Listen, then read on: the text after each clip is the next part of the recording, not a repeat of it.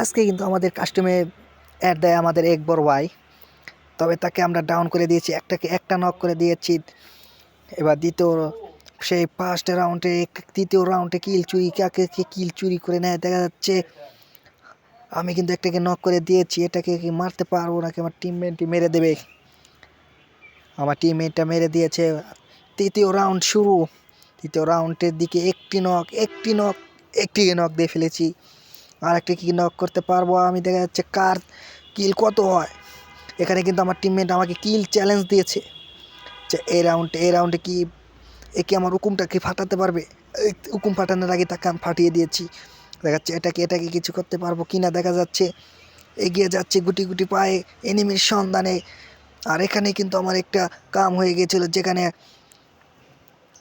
তিনি আমার সামনে পুশ দিতে চলেছিলেন, কিন্তু তাকে আমি জুম করে একটা ওয়ান টেপ মেরে দিয়ে খেল খতম করে দিয়ে থাকি। একটাকে ডাউন দিয়েছিলাম, কিন্তু এটাকে দেখে কী করা যাক। এইখানটায় তিনি কিন্তু ওয়ারিন হয়েছিলেন, কিন্তু কিচ্ছু করার নাই, যেহেতু রাউন্ডটা তিনি আমার সামনে, আমার পিস্তলের সামনে তিনি তার মাথা ঠেকিয়ে দিয়েছিলেন।